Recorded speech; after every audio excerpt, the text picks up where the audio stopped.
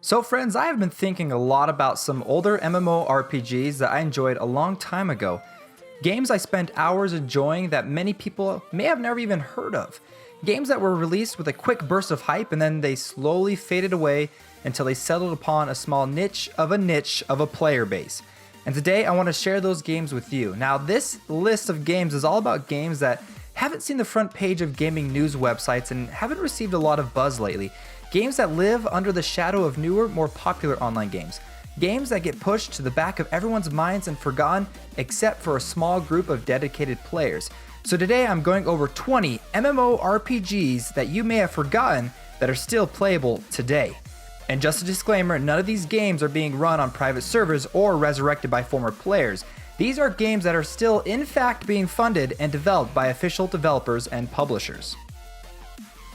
So let's get started first off with 4 Story. Now this is a small little MMORPG that I actually played as kind of a replacement to World of Warcraft because I just didn't have the money to play it.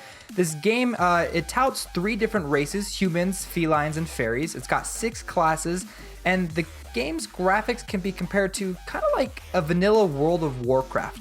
Now the game is a pretty generic theme park MMO and doesn't have a whole lot of amazing features behind it.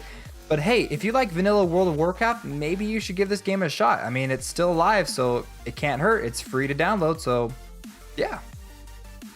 Next up is Ica Online. Hopefully I'm saying that right. But hey, when I first played Ica Online, whatever it is, one of its biggest features that always sprouted up in their advertisements was its 1000 versus 1000 PvP battles between its 5 different nations.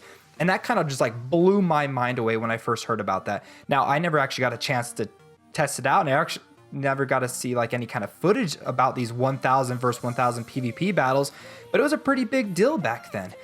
Some other noteworthy aspects of the game was you had this thing called your pran, or like your companion, or like a pet that you kept with you throughout your entire game that also kind of like leveled up with you and helped you boost your character's development throughout the game. And in regards to its aesthetics, back then they were pretty sharp and they were bright, but you know, they've kind of gone hill since then. But one of the big things I still remember that bugged me so much was the movement in the game. Your character was like so jagged, but hey, it could be fixed now, who knows? Next up is Runes of Magic. Wow, let's just say this game was really special, especially to me, all right? During its prime time, it was like the #1 choice on every single free-to-play MMO list. Like it was #1 until, you know, a lot of these pay-to-play games started to go free-to-play, then it started getting pushed down, but this game was like way up there. Now, this is probably the best free-to-play WoW clone, you know, during its time, so like tons and tons of people wanted to play this game because it reminded them so much of WoW. Like the graphics themselves look just like WoW. The gameplay was really similar to it. Some of the things that the game had is currently there's 3 different races that you can play. You got the dwarfs, the humans, and the elves. And it's also got an extremely in-depth cross-class system where you could not only play as 2 different classes and mix their abilities up, but like it was eventually updated where you can mix 3 classes in the game. It like blew my mind away. Like all these infinite possibilities that you could be while playing the game. I remember I played as like a rogue and a priest, and it was pretty much like creating like a warlock. It was really, really cool. And also this game has one of the longest lists of premium features for a free-to-play game, you know, back during its time. It had mounts, it had housing, battlefields, great character customization, on and on.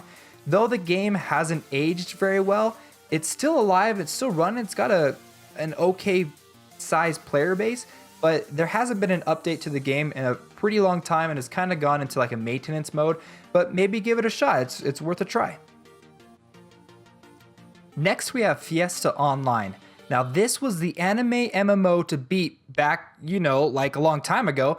It was colorful, it was kid-friendly, it was very easy and quick to progress your characters.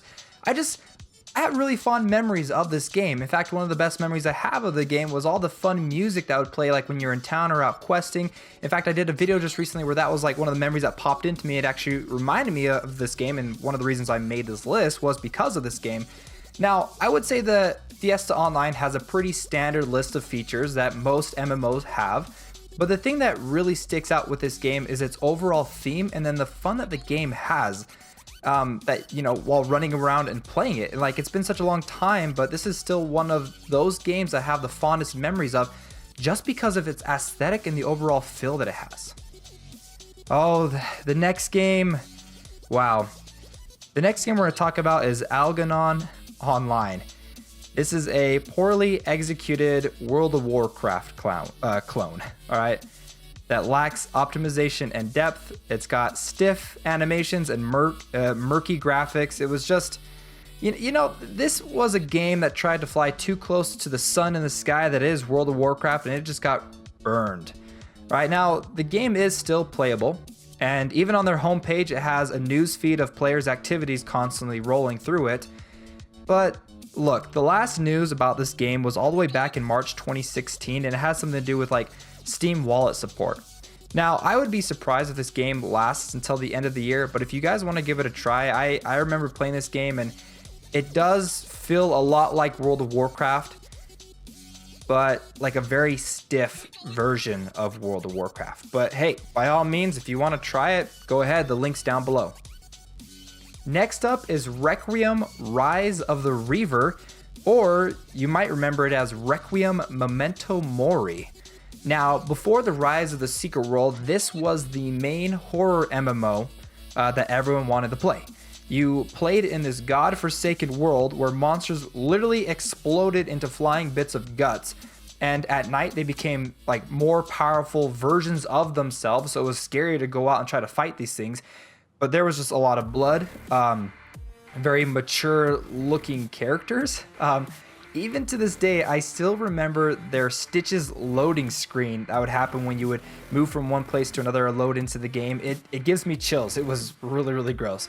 But hey, people seem to love this game. Right now it's in more of a maintenance mode, but there's still content coming out for this game. So if you like blood and guts, this may be for you. So next we've got Dragon Saga. Now this was a cool game. One that really tried to innovate during its release. Okay, now think of combining a game like MapleStory with Super Smash Bros, all right? It is a 3D side-scrolling action game, and you know, it is more of like an arcade style type of game, and there are other games out there like it. But this game feels more like an MMO rather than like a lobby-based action game that you see in some of these other, you know, side-scrolling type of games. Next, we have Eden Eternal. Now, I remember playing this game when it first launched, and I spent countless hours progressing through its, you know, very linear content. Though the game has very generic questing, it's clean graphics and its very unique class system that would pull the players into it, including myself. So I don't want to run through every single feature that this game has, but I do want to talk a little bit about its class system. Now, every class is broken down into 5 archetypes, with each archetype having a beginner class that could eventually, you know, as it progressed, unlock higher tier classes. There are a total of 19 classes ranging from martial artist and shaman to dragon knight and thief. Oh, and the best part, you can swap between every class you have unlocked at will, like whenever you want. Oh, and plus, they had a pretty sweet die system in the game, just saying. Next, we have Fallen Earth. Now, this game was supposed to be Fallout Online, and well, it just wasn't. It was a huge buggy mess when it released, but hey, you know, it's slowly chugged along and it's found itself a very niche audience, you know, for its player base. Now, it has a very robust crafting system, and it's also a skill-based progression system for your characters. So rather than picking classes, you actually progressed each of your different skills in order to become better at it, such as guns and melee weapons. But you know what? I do have some very fond memories of this game. I do remember while I was working on crafting my first motorcycle, my wife, who would play with me, she would just run around gathering plants. And another thing I do remember is they did try to do first-person shooter combat mixed with tab targeting, and it just doesn't work well. For our next game, we have a little game called FLYFF, or FLYFF, or Fly for Fun for its long name. So FLYFF, or Fly for Fun, is an anime-style MMORPG similar to like a game like FIESTA Online. Now, I don't have a whole lot to say about this game because it's been a very, very long time since I played it, but I will say one of its most defining features was the ability to fly in the game, which back during its release was a pretty big deal for some gamers. Next we have Forsaken World. Now Forsaken World was Perfect World Entertainment's chance at taking all their knowledge from their previous titles and building a game from the ground up for a more Western style feel for us Western gamers. Now it had incredible graphics for its time, 7 different races and 10 different classes.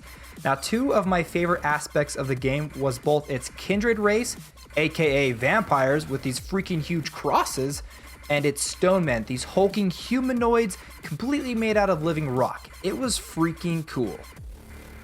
Next up we have KAROS Online. Now KAROS Online is, well, how can I put this? A very bland game. I didn't really enjoy myself in it when I first played it, and I felt even when it was released that it was released 2 years too late. I thought for sure this game wasn't going to make it very long, but hey, it's currently on Steam, so if you enjoy a more linear, Eastern aesthetic MMO similar to, like, I guess Lineage 2, then hit it up. Now, the Steam page does say that English language is not supported, but I don't know how true that is. But hey, if any of you guys know for sure, let us know down below. The next game on our list is Mortal Online. Now, I just want to give some love to Mortal Online because this is one of those games I made a couple videos back a long time ago on my channel that really helped my channel grow. And for that, I thank you. Now, Mortal Online is a huge, unforgiving sandbox MMORPG. This game was brutal. It had a very poor tutorial, if any, a tough world with no hand-holding, and open world PvP. Now, if I could sum this game up in just one word, that would be hardcore. At the time that I played this game, it was very immersive, but sadly it hasn't aged very well, and its development, even during its peak prime, was painfully slow. Next we have Perfect World International, one of the kings of the free-to-play MMORPG market before all the pay-to-play games started joining in to the call of the cash shops. So Perfect World Entertainment has a lot of MMORPGs under their belts, and we have already talked about one and we have several more to go, but Perfect World International is their baby and the icon for their company.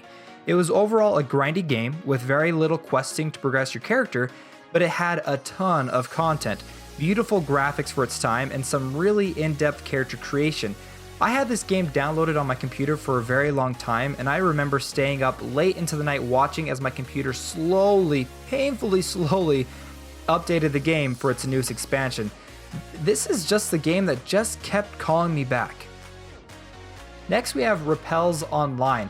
Now, I don't know what it is about RAPPELZ Online that kept pulling me back into it, but I really enjoyed this game when I first played it.